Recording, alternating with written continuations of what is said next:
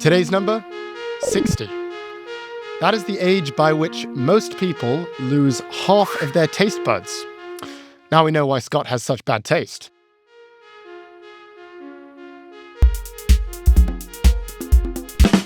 Welcome to Prof G Markets. We're starting with a Scott roast because Scott is not here today. He's at a speaking event, so I'm sorry, Scott. You're going to get a roast today. I will be handling this interview solo, but I'm very excited because we are speaking with Jagjit Chadha, who is a professor of economics in the Faculty of Economics at the University of Cambridge. And he is going to talk to us today about the state of the UK, their economic situation, their monetary policy, and also their relationship with the US. So without further ado, let's get into it. Here is our interview with Jagjit. Thank you so much for joining me on Prof G Markets. Well, Ed, it's an absolute pleasure to be here. I've watched your show a number of times, and I was a bit worried about coming on, but I'm here, so let's get on with the interview. Thanks for asking me on, Ed. We wanted to bring you on because, we spend a lot of time on this podcast thinking about what is happening in the US. We are very US-centric. We're obsessed with what's happening in America. We don't really spend enough time thinking about what's happening elsewhere, including where I grew up, and that is the UK. And so I wanted to talk to you today to learn about what is actually happening in the UK. It's been in the headlines a lot in business and politics and in economics. So I'm just going to start with a very broad question. You can take it wherever you'd like. What are the biggest issues ailing the UK right now from an economic perspective?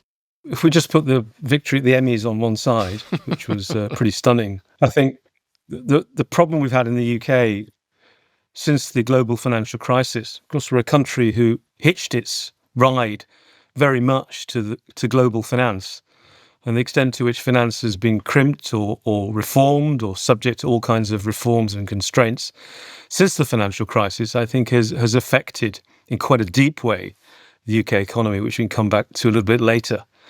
But that process of slowing down has been exacerbated by Brexit. That is the vote in 2016 to leave the European Union. Of course, we didn't leave for a few years afterwards, but the uncertainty that ensued as a result of that vote, as we worked out how we were going to leave, whether we were going to leave, and under what terms we were going to leave. And that introduced the one word that all scoundrels in economics use all the time, which is uncertainty. Nobody really knew what was going to happen to our trading links with arguably our most important partners in Europe. And that is clearly shown to have reduced business investment, which of course you'll know is a driver of economic growth. Also led to some stalling in FDI as countries outside the euro area had to decide whether to continue to invest in the UK, which was very much seen as an entrepot. You invest in the UK and then you get access to European markets. So that was also lost. And of course, foreign investors anyway who want to invest in the UK are wondering what the heck is going on in this country, because the political turmoil led to several changes in Prime Minister, Lord knows how many chancellors, and ultimately with the what can only call the comedy event of the mini budget of 2022 under Liz Truss's prime ministership, which led to a persistent escalation in bond yields, which some argue are still there, suggesting some risk in the UK economy that wasn't around. And so what you have is the original shock of the global financial crisis, an exacerbation of economic divergences across the country. A lot of it was blamed on the European Union. A lot of it was blamed on foreigners, particularly from Europe. And a lot of it was kind of blamed on the government for not being in control of economic growth. That then gets exacerbated by subsequent events. COVID, which we had very high death rates from in the UK, but particularly in social care. So we didn't manage that particularly well after the period of political uncertainty I've talked about. And then you've got the kind of cost of living crisis, and let me sort of go through this very briefly, because the supply side of the economy had been so badly damaged by the global financial crisis, Brexit, an underinvestment in public goods, infrastructure. That meant the supply side had become much less flexible than you would have wanted it to be. So you've got this kind of supply side that's not responding to shocks in the way that you want. And as a result, when there is a large shock to food and energy prices, it works its way through to a very high rate of inflation, a double-digit inflation for the first time in a couple of generations. And they had a situation where the Bank of England had to work very hard to bring it back down to sensible levels. And you note, of course, we're still hovering around 4%, which is twice the target. And I think the bank rightly decided to do this in a gradual manner rather than an abrupt manner, because it didn't want to take a risk with increasing or stoking higher levels of unemployment. So what you've got is a very sad tale of an economy that's performed badly as a result of a sequence of global and domestic shocks that has led people feeling pretty sore. A few things strike me there. One is that you paint the picture of a country and a trajectory that is sad. And I really think that is the right word. I mean, this once great economic superpower that has really fallen into this state of stagnation. And that's not hyperbole. I mean, you just look at GDP growth as an example, which is literally stagnant, zero growth last month. But the thing that's so interesting about the UK, it's got all of the problems that everyone else seems to have, or at least everyone else seems to have in the Western world. You've got these issues with inflation, you've got these issues with polarization, all of those things that you mentioned that made problems worse in the UK, the great financial crisis, COVID. These are all global problems, except in the UK, it's almost more intense than anywhere else. I mean, you look at inflation just as an example. We're over here in the US complaining about 2.7%, 2.9% inflation. You're over there in the UK with 3.8%. And one thing I think about is, what makes the UK different? The UK's been faced with a lot of the same challenges that everyone else has. It's got similar debt problems. It's dealt with the similar supply chain issues of COVID. And I try to think, okay, what is the difference? The one thing that really stands out to me is Brexit. And I wonder, from your view as an economist, to what extent did Brexit play in this stagnation and this decline in the UK? I think the way to think about this is that we were in a form of decline through poor political leadership, institutions that weren't working at the regional level, a failure to get to grips with globalization. We can talk about that in a minute. It all came a bit too easy to the UK. UK is an incredibly open economy, and to go back to your earlier point, is just as open to global shocks as anyone else, but I would argue even more so, in the sense in which labour migration, the ease with which people can enter the financial sector, the ease with which you can buy housing property here. Have you ever tried to buy a house in France compared to London? I can tell you which one is easier. We are just naturally much more open and a trading nation, which then means that when global shocks come along, we're more sensitive to them. And I think you were hinting at this point, how is it we were able to deal with them in the past when we can't deal with them now? Well, of course, for a large part of that past, Britain was itself in charge. It had its own ability to deal with shocks because it was on top of an empire. Now, we can talk about the pros and cons of empire. You can clearly tell from my background as well that affected my family's life. But I don't think, I'm not sure we got to grips with the post-imperial problems particularly well. But even more so, I'm not sure we got to grips with globalization. It all came too easily. In the 1990s, it looked like a free good. We were going to get cheaper goods from China. We were going to get cheaper workforce from Europe, and everyone would be better off. But what we don't understand, or didn't understand well enough, is that when you open up trade, there are domestic winners and losers. People who are working in high income areas, I pointed them out earlier on, will certainly gain from cheaper manufactured goods and the ability to hire labour, whether it's to do your patio or look after your children as an au pair, much more easily than they would if they're just relying on the domestic labour force. Now, that's all well and good for people on good salaries who've had very good educations, all those initial conditions that mean you have a good life, which I don't begrudge anyone, but they've got that. But then as a result, you've got local labour, call it semi-skilled, call it blue collar in the States, whatever you want to call it, that is suddenly not able to have those jobs that have been taken by other people. And to the extent to which we're buying manufactured or finished goods from the Far East, that reduces the demand for domestically produced goods. It's something that the US is subject to as well. But the correct policy response was not to leave these people who lost their livelihoods alone and let them fester. It was to divert money, to retrain them, give them opportunities, build up local connections and infrastructure, offer them forms of finance so they could develop their own businesses and build up their income to compensate for what those communities lost from the jobs that essentially were either taken from people abroad because we were importing goods that they used to make, or were taken from people abroad who'd migrated here. And that was the missing part of our response to globalization. We just thought automatically everyone would be better off, not understanding the heterogeneity of the working population well enough. And I think there's another problem in there as well. The UK is far too London oriented. If things are all right in London, policymakers, the elites don't notice. So there are some severe regional imbalances in this country. And I think that's driven by centralization of policymaking, a centralization of elites. And to be clear, I've got nothing against elites, or nothing against anyone who's lived their life in London. Myself, I was born in Yorkshire, so I have a good sense of what it's like in other parts of the country.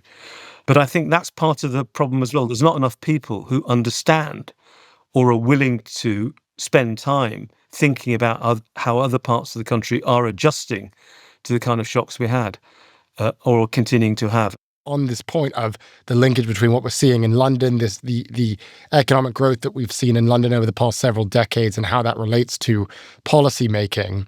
And you said earlier that you think that that Brexit was really a symptom of bad policy and continued centralization of policy in London.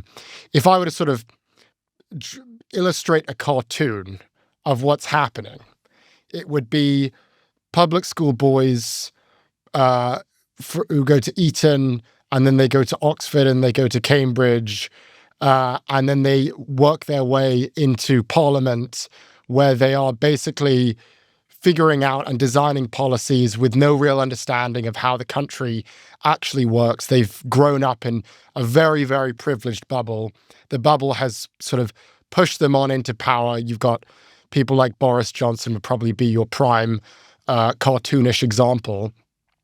And as a result of that, you're seeing these issues where the economy seems to only really be serving a very small subset of people who have a very unique set of characteristics. And generally speaking, it's rich people living in London. I'm creating a cartoonish picture of what's happening, but I'm wondering if you think that has any validity. Is that really the story here of what's happened in the UK? I think our political leaders are poor at the moment. The leaders of our main two parties have currently got huge negative readings. You look at the balance of people who are in favour of them and the balance of people who are against them. It's something like minus 55 for the Prime Minister and minus 20-something for the leader of the opposition. These are huge negative numbers, which suggests that trust in politics is very poor. And we live in a democracy. Being a politician is not easy. It's a thankless task. It's not something I'd ever want to do. Knocking on doors, dealing with party members, trying to get people to vote for you. And it takes a particular kind of person to do that. So we haven't got a system, perhaps with the caricature that you've painted, that's delivering sufficiently competent people to deliver policy. Policy is not easy. It's very hard to sit down and work out what's robust, what's going to work, and what brings about the outcomes that the people really need. It cannot be a partisan matter. It cannot be a question of something you believed when you were 15 and you're going to carry it through now. Certainly the answers are not in books written by dead economists from 100 years ago. It really is a difficult process of choosing. When we say to govern is to choose, it really is, but it's to choose across alternate things. So going back to your point, you need time. You need people with experience. They just tend not to impress. And what we get as a result is policy making made in a crisis. So it's not being deeply thought through. It's kind of, okay, what do we do now? Bond yields have suddenly shot up. What's the right answer? To get elected next week, you know what I'll do? I'll promise not to raise taxes. Well, hang on a minute. Debt to GDP is 100%. We're not growing. So how are you going to bring it down if you don't raise taxes? Now, I'm not a big guy for raising taxes. I think they provide disincentives to work. But there could be a case after something as profound as COVID to have some temporary taxes brought in to try and correct the fiscal position. Now, it's not the answer, but it's also not rocket science to think about that. But we don't have people who are taking a step back and thinking about things. We just get announcements on the hoof. And we also want politicians to take ownership of their choices. You know, I did this and I will be judged against this. And we don't get enough of that in this country. They've often moved on, or they'll change their mind or decide to do something else. For example, our current government was elected on the promise of bringing about growth and that there will be no new taxes on working people. Whatever that means. I don't know anyone who doesn't work, but fine, let's use the phrase working people. We'll probably find that second pledge will be broken in the budget in November 26. As I've said, you've got very high levels of debt to GDP by peacetime standards. We don't have 100% of debt to GDP. We don't have the United States exorbitant privilege where everyone wants to hold some dollar T-notes. 35% of our debt is index linked, which means it's been very expensive in the last 4 or 5 years because of inflation. We're now paying nearly 4% of GDP in debt service costs on that debt, which is higher than comparable partners are paying because of the structure of our debt. So, and if you've got no growth on top, there's a solution there, which is to think about income taxes and not at the top. That's not going to raise very much. It's going to be income taxes for people in the middle who maybe will determine the fate of elections. But politicians have to persuade people that this has to be done. Otherwise, we'll be facing a fiscal crisis where we can't sell our debt, and all of a sudden we won't have any money to do anything. Yes. And they're not grabbing that nettle. They're not saying this needs to be done. There's lots of cheap talk about the whole thing, and as a result, I think markets are getting quite febrile about the UK's fundamental position. Yeah. You've got lots of debt. You need money to pay for it. So what are you going to do? You have to be brave at this point. It's not clear we've got politicians prepared to take that level of ownership.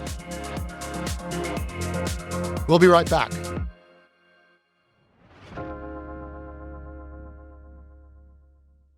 Support for the show comes from Grunz. An apple a day keeps the doctor away, yada, yada, yada. The truth is that even if you enjoy fruits and vegetables, it can still be tedious to get all the nutrients your body needs. So here's a tip. Add Grunz to the mix. Grunz isn't a multivitamin, a greens gummy, or a prebiotic. It's all of those things and then some at a fraction of the price. And bonus, it tastes great. All Grunz daily gummy snack packs are vegan, nut, gluten, dairy-free, with no artificial flavors or colors, and they're packed with more than 20 vitamins and minerals, with more than 60 nutrient-dense ingredients and whole foods. And for a limited time, you can try their Gruny Smith apple flavor just in time for fall. It's got the same snackable, packable, full-body benefits you've come to expect, but this time, these taste like you're walking through an apple orchard in a cable knit sweater, warm apple cider in hand. Grab your limited edition Gruny Smith Apple Gruns, available only through October. Stock up because they will sell out. Get up to 52% off when you go to gruns.co and use the code MARKETS.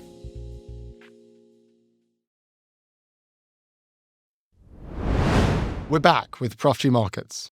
These issues of the UK's public finances they seem to be what really dominates the economic conversation in the UK. And I think there is a crucial point in there that you mentioned, which is, the UK has very similar debt problems to the US. Debt to GDP, nearly 100%, 5% of GDP in deficits, which is lower than the US. But again, as you mentioned, the big difference for the UK is that the pound isn't the reserve currency for the world. So the UK doesn't have that level of leeway. We don't get the UK doesn't get to play the card that the US gets to play.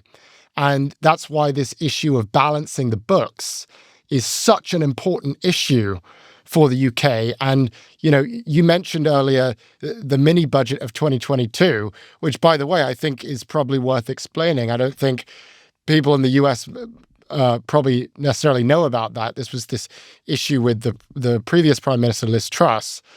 But this issue of budgeting in government is huge in the UK. And it appears that what has happened, if I were to just look at it from a very sort of simple point of view, is they've taken on too much debt, they've gotten complacent, and they have forgotten the fact, it seems, that they cannot play the same playbook that the US plays. They don't have that exorbitant privilege. They don't have the global reserve currency card. So I guess my question to you would be, how did the UK get to this point? How did the UK put itself in this hole where it is struggling with debt issues? We are seeing long-term gilt yields, it's the UK equivalent of a treasury, long-term yields spiking right now. Why are they in this position right now?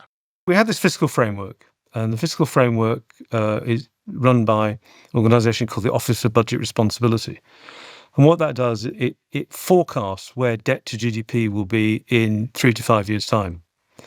And the fiscal rule is that by the final year, debt to GDP should be falling. So you have a sort of charade where the Chancellor, who's the head of the Treasury, the finance ministry in other countries, works with the OBR in the run-up to a budget, producing different fiscal plans. And the OBR then projects forward, given what it thinks is going to happen to GDP, employment, exchange rates, and forecasts what's going to happen to GDP N years ahead. Providing that in the final year, they forecast debt to GDP is going to fall, the Chancellor can stand up on budget day or autumn statement day and say, the OBR has said our fiscal rules will be met. This fiscal rule is a nonsense, because you could have 3 years in which debt to GDP is rising, providing it falls in the final year by some small epsilon amount. The Chancellor could stand up, and has indeed stood up and said, we hit our fiscal rule.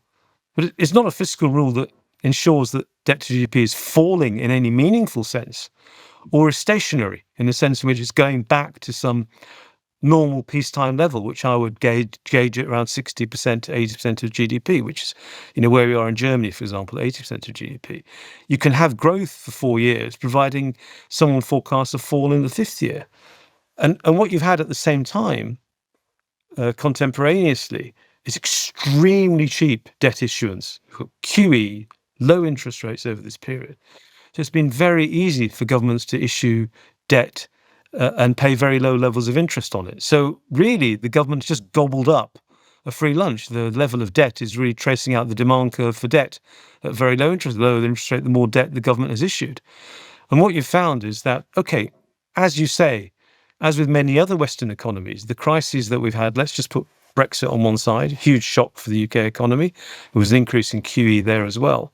But whether it's COVID or the cost of living crisis, we see most Western economies provided correctly support for people who couldn't work at that time so the economy could keep going. But our support was generally larger and more generous than we saw in other economies. Our governments, possibly because they were worried about the electoral business cycle, were giving out huge amounts of money over this period, which led to a sharp increase in debt. And what we've had since the end of COVID is governments at either hue, blue or red, have promised to reduce expenditures and increase taxes, but have reversed those statements in advance of any decisions being made. So what you have is really nothing to tie down those promises of the government that are made in the early part of the year and then reversed later in the year. And as a result, debt to GDP is not falling. It's just staying very high. There's no sense of responsibility or ownership of the fiscal position, because the level of ownership is simply that the OBR is going to project a fall in debt to GDP in 3 or 4 years' time. That leads to bankruptcy in the end, because it doesn't lead to a fall in debt to GDP. This whole debate that we've had in the UK about how much space is there between how much the Chancellor wants to spend and where the OBR will say debt is falling, the so-called fiscal space, is a number that has dominated fiscal discussions for over a decade. But what we haven't had is a proper public debate about what fiscal policy is for. What's the return on building up the education sector? What's the return on building better roads, infrastructure, broadband? What's the return on public investment in the health service? All of these things are huge, large and positive. And a grown-up debate would sort of say to ourselves, how much do we have to put in there? Okay, we've had a shortfall of investment, public investment, since about 1980. You can't reverse that in one parliament. So again, you need maturity to say, look, this is going to take me 10 or 15 years to nurture the capital stock in the public sector to where it's going to be. I can't do it in one parliament. I'm going to do it very gradually. I'm going to do it with the approval of the financial markets, because I'm going to explain exactly where we're going to spend the money, what the social return is, and how that's going to lead to an increase in revenue in the future. That's not what's going on. As you say, there is this debt issue in the UK. And the argument has been from the current administration in the UK. I remember a year ago, the now Chancellor of the Exchequer, that's the UK's equivalent of the Treasury Secretary, Rachel Reeves, was really emphasizing the importance of growth. What we have to do is we have to spark growth in the economy.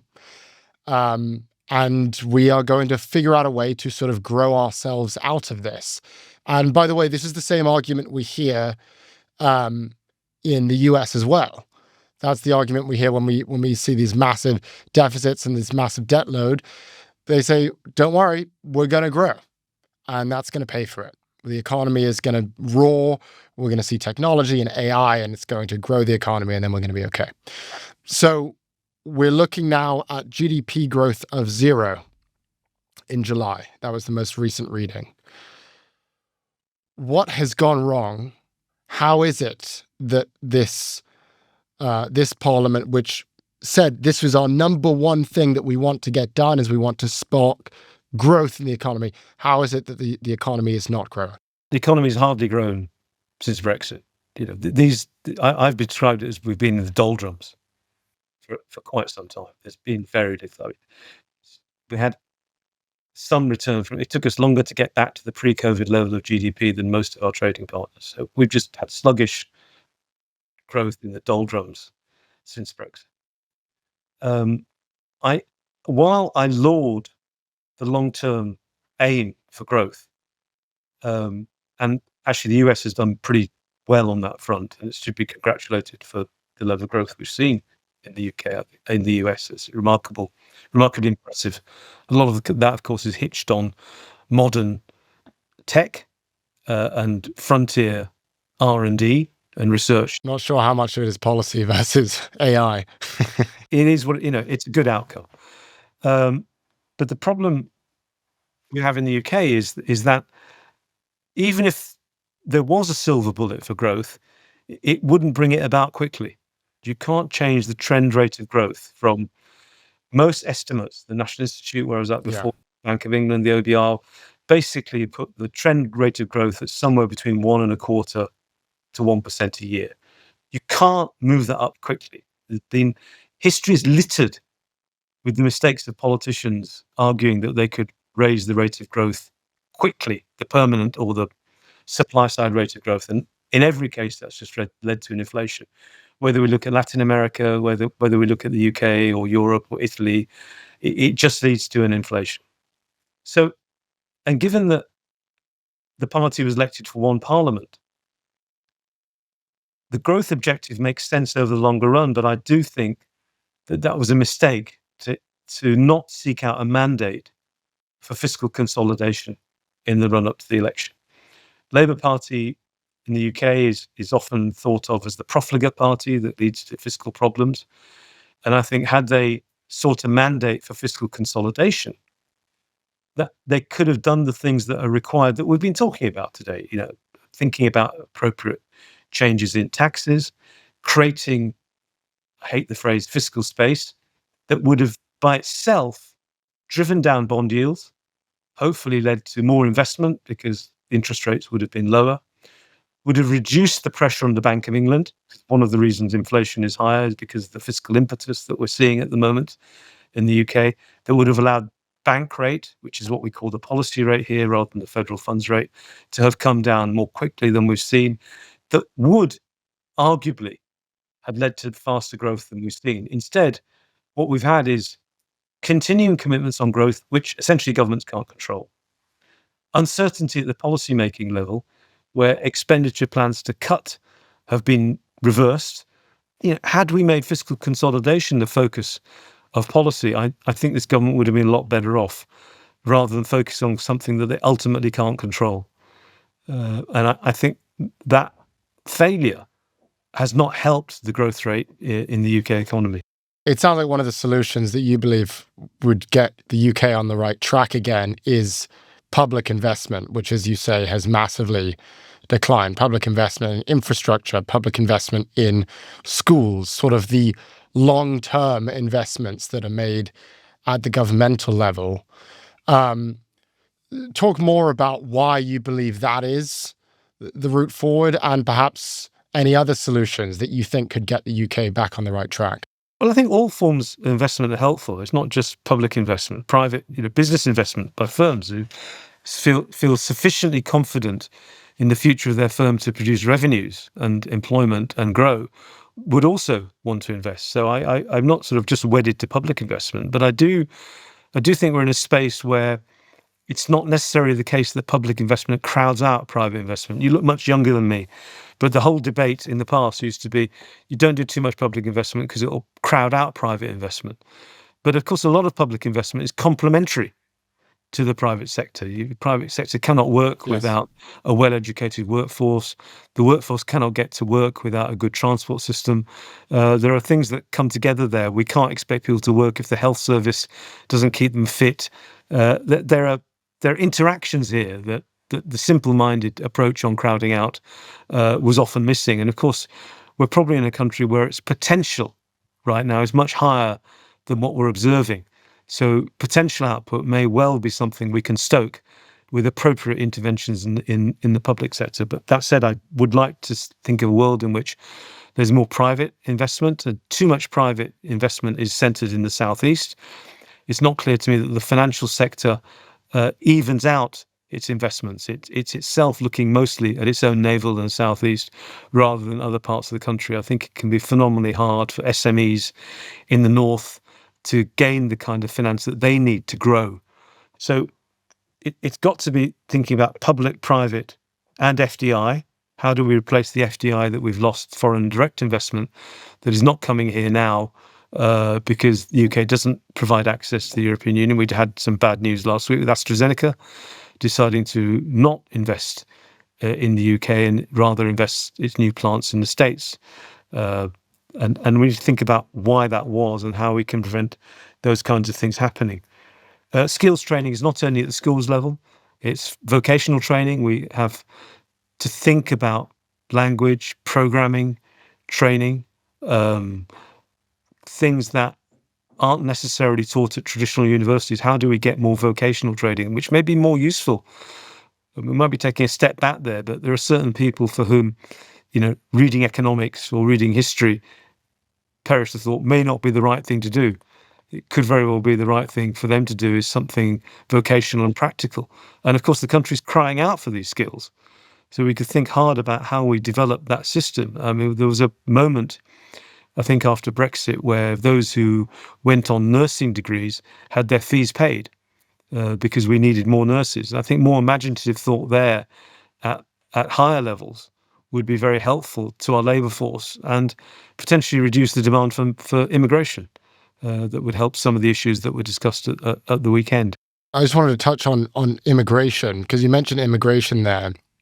And it seems that immigration has become more of an important conversation in the past couple of years or so. And the reason I bring this up is these images and these videos that I saw this week of this nationalist rally, hundreds of thousands of people debating how many people actually showed up, but certainly thousands of people outside of Big Ben reading about it and hearing about it.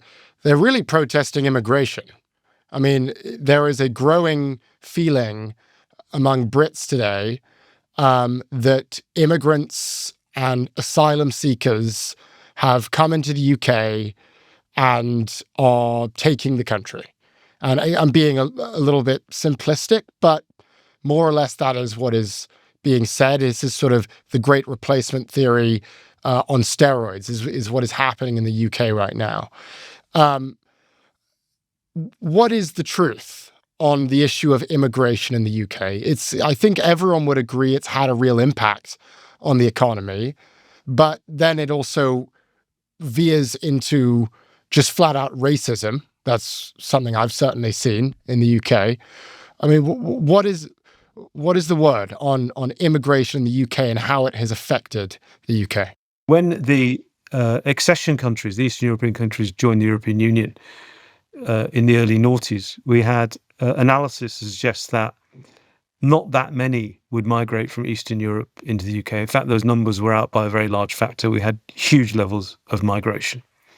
That was by and large immigration of white Eastern Europeans who are less, let me just put it this way, less visibly foreign. And arguably were able to integrate relatively easily. Now, that may be wrong, and no doubt all kinds of examples of racism towards Eastern Europeans, but my own sense watching the thing over the last 20 years, it's been a little bit easier for the assimilation of those people. Now, our labour markets were still short of people willing to do low-skilled jobs, whether it's in the NHS, the National Health Service, or in hospitality. And so after Brexit, we changed some of the visa regulations, and a lot of those jobs were not taken by Europeans anymore. They were taken from people from the other parts of the world, who generally had a different hue about them. Let me just put it that way. And this was then noticed that people were coming in large numbers. Now, the actual facts are that if we separate illegal immigration or asylum seeking, don't forget asylum seekers can't work. Many of them could work and are able to work, but they're not allowed to work. But let's just put them on one side. The immigrants who are coming are actually coming and working here, and they're paying taxes. And the analysis I've seen suggests that, the taxes that they pay more than offset any social costs that the immigrants themselves are imposing on the country.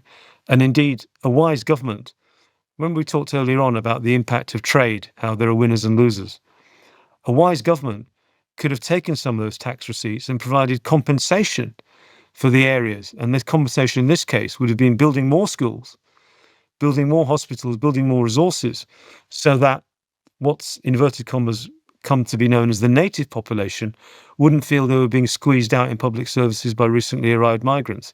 So it's yet another example of poor policy. You could have taken the money raised by migrant taxes and ease some of the pressures in the social sectors and the health sectors, but that wasn't done. It was spent elsewhere. Stay with us.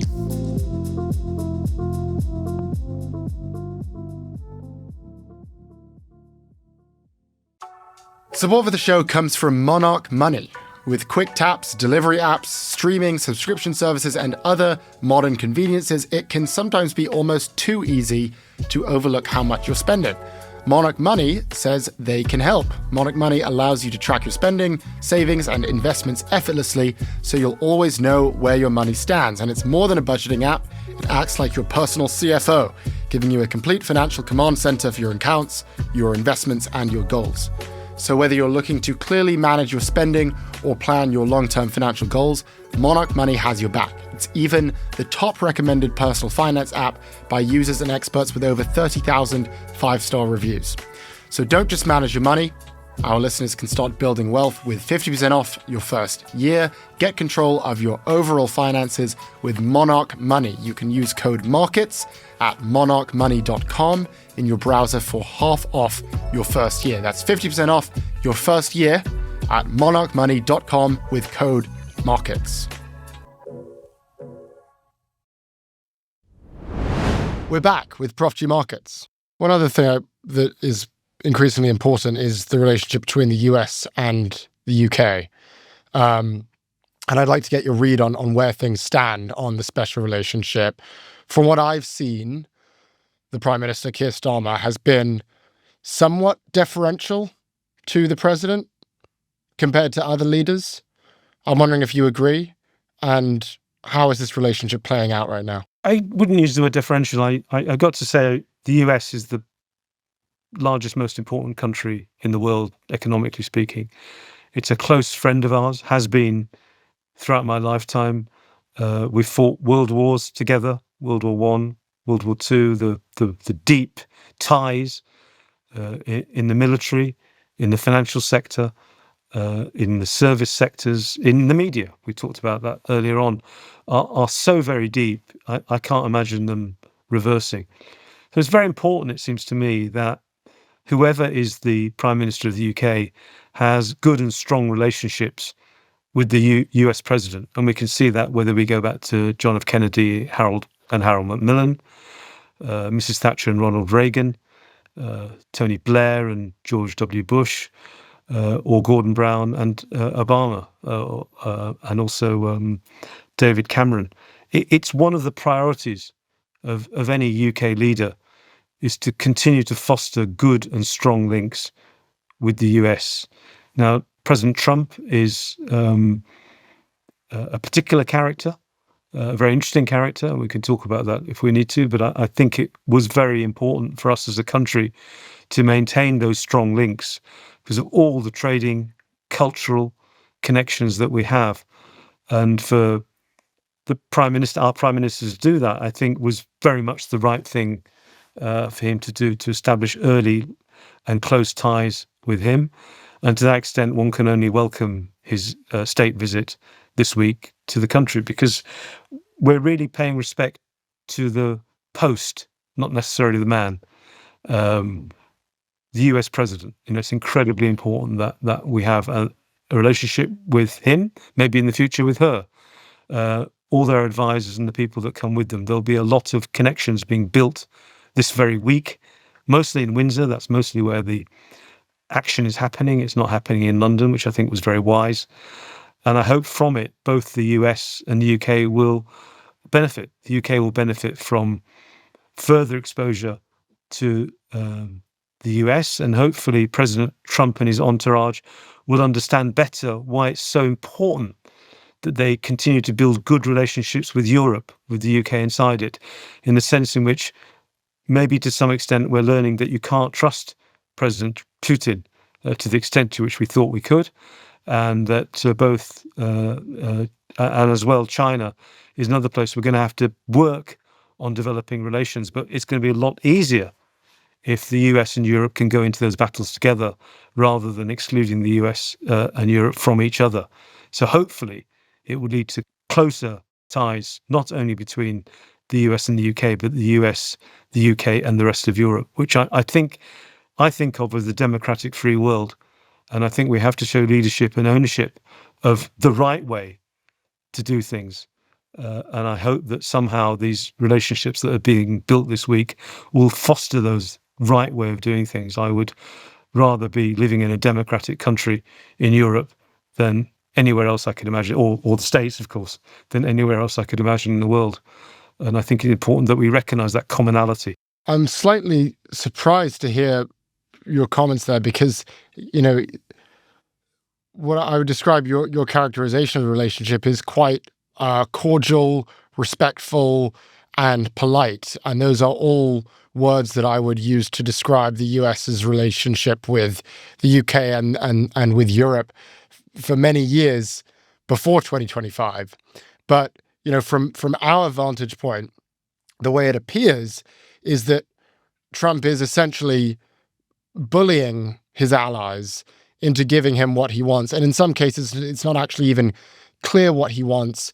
And in my view and in our view on this podcast, at least, mostly what he wants is to be seen as the winner, to come out on top in some way, even if it doesn't actually result in a tangible benefit for the American people. What matters most is for a news outlet to say Trump wins big, Trump crushes opponent, Europe concedes on tariffs, whatever the headline is, to make Trump appear as the winner. And so I'm slightly surprised to hear your read on the relationship, which sounds like, he's an interesting character, but mostly what we care about is having a respectful relationship. And maybe that is the case. Maybe that is how people feel about it. But your reactions to my reaction. I was much more of that line earlier in the year when we had Liberation Day. And that seemed to me to be ill-conceived. And maybe I'm too much of an optimist, but I think the administration has learned something from that in how not to do things. Liberation Day reminded me a little bit of the mini budget in the UK. I'm just going to go out and do this. 100%. And realizing that it doesn't really work in terms of what happened to the dollar and what happened to the standing of the US internationally. I would hope that parts of the administration have learned lessons from that. And also, if I could say, at the same time, there's been a sense in which, and I'm going to use my words carefully here, a sense in which thinking that you could bring about a peace by negotiating with Putin has turned out to be misconceived. And I'm hoping that the administration has learned from that as well, in a sense in which Putin is playing a long game here. He doesn't really want to give up bits of Ukraine, and to imagine that you could very quickly get him to move away has proven to be wrong. And I'm hoping there'll be some learning going on there as well. And that's where I was going back to what the Trump administration may learn from the UK. Diplomacy and understanding international relations is very much in the blood of European policymakers, particularly in the UK. There's all those years of empire that led to quite a bit of expertise in how to deal with overseas countries and a lot of knowledge about the Soviets and Russia in general. And I'm hoping that the special relationship can impart some knowledge as well back in terms of how to deal with countries such as Russia and how ultimately to bolster Ukraine rather than leaving it stranded. Because there was a world in which we might have wanted to give Putin everything he wanted and then declare that a peace in Ukraine. But you will know, having grown up to some extent in Britain, that we don't think appeasement is the way ahead in any of this. Where's the next stop if we get rid of Ukraine? Would they? I mean, I realise that Latvia is a member of NATO, but you worry when you hear about skirmishes over Poland, skirmishes over Latvia, the Finnish border as well being exposed to Russian troops. There comes a point where you have to say, no, we're not going to appease this guy. We're going to hold firm, and even if it means having to commit troops and money, I think it's worth it. And I'm hoping that the US administration will start to come to that point of view. Jagjit Chadha is a professor of economics at the University of Cambridge. He served as director of the National Institute of Economic and Social Research from 2016 to 2024. He has acted as specialist advisor to the House of Commons Treasury Committee and academic advisor to both the Bank of England and HM Treasury. He is now on the advisory board of the Bennett Institute of Public Policy, the executive board of the Productivity Institute, and the Health Foundation's Productivity Commission. He is also a founding fellow of the Royal Economic Society. Jagjit, this was a pleasure. Thank you so much for joining us. It's been an absolute pleasure. Lovely talking to you, and I'll certainly continue to watch the show. Thank you for listening to Prof G Markets from Prof G Media. If you liked what you heard, give us a follow and join us for a fresh take on markets on Monday.